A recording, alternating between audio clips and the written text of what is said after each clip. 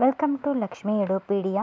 ಮೊದಲನೇ ಸಾರಿ ನನ್ನ ಚಾನಲ್ ನೋಡ್ತಾ ಇದ್ದರೆ ಸಬ್ಸ್ಕ್ರೈಬ್ ಮಾಡ್ಕೊಳ್ಳಿ ಹಾಗೂ ಬೆಲ್ ಬಟನ್ ಕ್ಲಿಕ್ ಮಾಡಿ.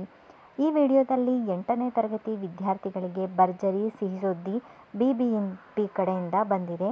ಏನಪ್ಪ ಅಂದರೆ BBMP ಕಡೆಯಿಂದ ಬೆಂಗಳೂರಿನ ವಿದ್ಯಾರ್ಥಿಗಳಿಗೆ ಈ ಬಾರಿ ಶೈಕ್ಷಣಿಕ ವರ್ಷ ಆರಂಭವಾಗುತ್ತಿದ್ದಂತೆ ಸೈಕಲ್ ವಿತರಿಸಲು ಸಿದ್ಧತೆ ಮಾಡಿಕೊಳ್ಳಲಾಗುತ್ತಿದ್ದು, ಇದರಿಂದ ಬೆಂಗಳೂರಿನ ಪ್ರೌಢಶಾಲೆ ವಿದ್ಯಾರ್ಥಿಗಳಿಗೆ BBMP ಸಿಹಿ ಸುದ್ದಿ ನೀಡಿದೆ.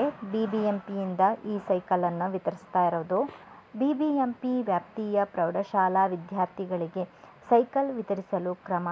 HD ಕುಮಾರಸ್ವಾಮಿ ಮತ್ತು BS ಯಡಿಯೂರಪ್ಪ ನೇತೃತ್ವದ ಸಮ್ಮಿಶ್ರ ಸರ್ಕಾರದ ಅವಧಿಯಲ್ಲಿ ಮೊದಲ ಬಾರಿಗೆ ಸರ್ಕಾರಿ ಪ್ರೌಢಶಾಲೆಯ ಹೆಣ್ಣು ಮಕ್ಕಳಿಗೆ ಸೈಕಲ್ ವಿತರಿಸುವ ಕಾರ್ಯಕ್ರಮ ಜಾರಿಗೊಳಿಸಲಾಗಿತ್ತು. ನಂತರ ಬಾಲಕರಿಗೂ ಯೋಜನೆಯನ್ನು ವಿಸ್ತರಿಸಲಾಗಿತ್ತು. ಬಳಿಕ ಸೈಕಲ್ ವಿತರಣೆ ಯೋಜನೆ ಮುಂದುವರೆಸಿರಲಿಲ್ಲ. ಇದೀಗ BBMP ವ್ಯಾಪ್ತಿಯ ಪ್ರೌಢಶಾಲೆ ವಿದ್ಯಾರ್ಥಿಗಳಿಗೆ ಸೈಕಲ್ ವಿತರಿಸಲು ಕ್ರಮ ಕೈಗೊಳ್ಳಲಾಗಿದೆ. BBMP ಕಡೆಯಿಂದ ನೀವು ಸೈಕಲನ್ನು ಪಡಿಬೇಕು ಅಂದರೆ BBMPಗೆ ಹೋಗಿ ನೀವು ಅಲ್ಲಿ ಅರ್ಜಿ ಸಲ್ಲಿಸಬೇಕು. ಹಾಗೆ ಸರ್ಕಾರದಿಂದಲೂ ಸಹ ಶಾಲಾ ಮಕ್ಕಳಿಗಾಗಿ ಉಚಿತ ಸೈಕಲನ್ನು ವಿತರಿಸ್ತಾ ಇದ್ದಾರೆ. ಅದನ್ನು ನೀವು ನಿಮ್ಮ ಶಾಲಾ ಅಧ್ಯಾಪಕರಿಗೆ ಅರ್ಜಿಯನ್ನು ಕೊಡಬೇಕು.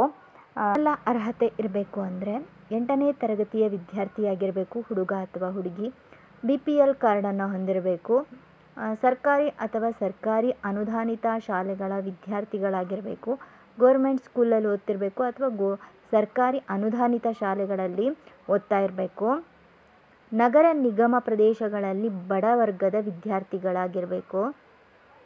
ಯಾರೆಲ್ಲ ಅನರ್ಹರು ಅಂದರೆ ಈಗಾಗಲೇ ಬಸ್ ಪಾಸ್ ಅಥವಾ ಹಾಸ್ಟೆಲ್ ಸೌಲಭ್ಯ ಪಡೆದಿರುವ ವಿದ್ಯಾರ್ಥಿಗಳು, ಖಾಸಗಿ ಶಾಲೆಗಳ ವಿದ್ಯಾರ್ಥಿಗಳು. ಖಾಸಗಿ ಶಾಲೆಯ ವಿದ್ಯಾರ್ಥಿಗಳಿಗೆ ಈ ಸೌಲಭ್ಯ ಸಿಗುವುದಿಲ್ಲ.